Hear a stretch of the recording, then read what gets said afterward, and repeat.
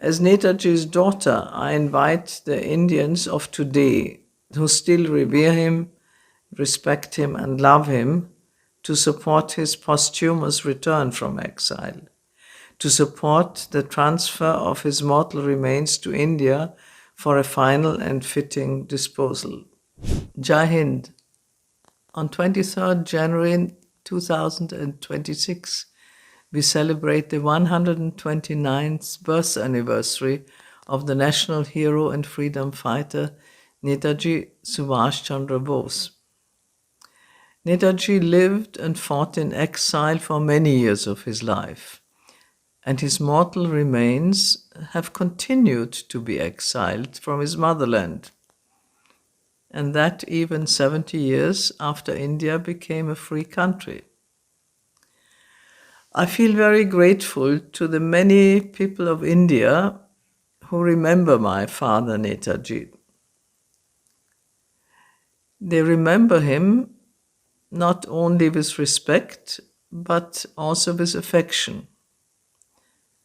And now, more than 80 years after his death, many even celebrate his birth anniversary each and every year.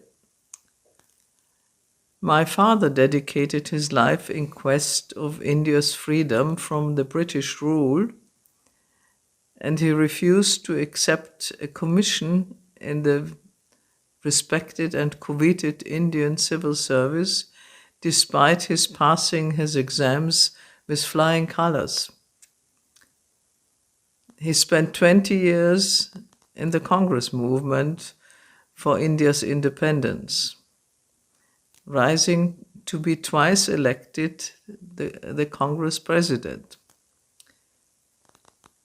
When he had to conclude that staying on in India meant staying on in prison and being unable to continue his struggle for India's independence, when he decided that, he managed to an adventurous and a difficult escape to Germany and Italy.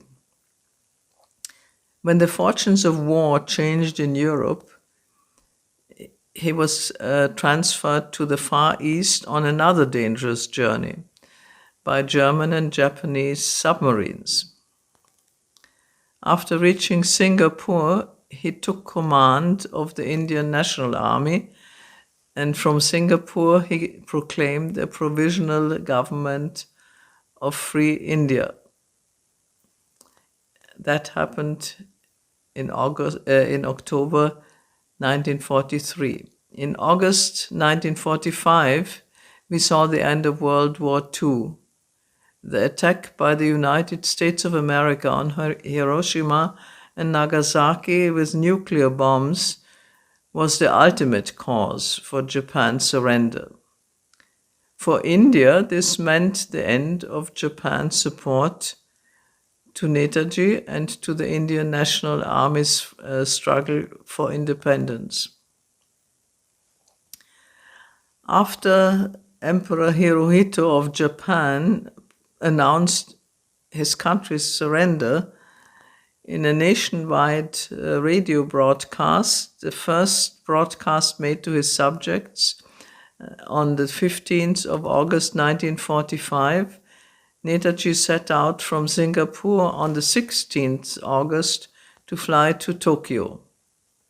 After a stopover in Taipei on the 18th of August 1945, his plane lost an engine immediately after takeoff and crashed.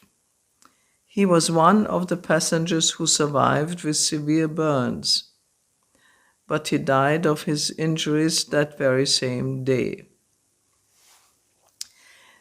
Netaji was cremated in Taipei and his remains were then taken to Tokyo.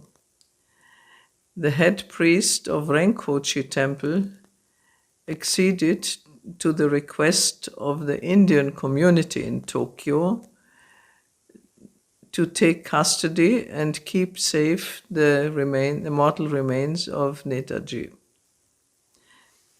And that was meant to be done for a few months. More than 80 years have passed since yet, and the remains still remain at the Renkoji temple. I'm indeed indebted to Japan and specifically to 3 generations of head priests of Renkoji temple who have taken care to preserve and to honor Netaji's remains. Once asked what he feared and abhorred the most, Netaji is reported to have answered, to be in exile. And indeed, in the 1930s, he had returned to India from exile in Europe, even though he had been given the clear warning that he would not be allowed to remain in freedom. And he was imprisoned upon arrival in India.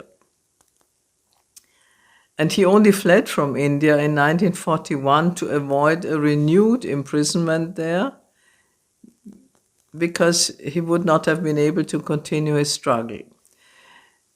And he was sadly never to return to his beloved motherland.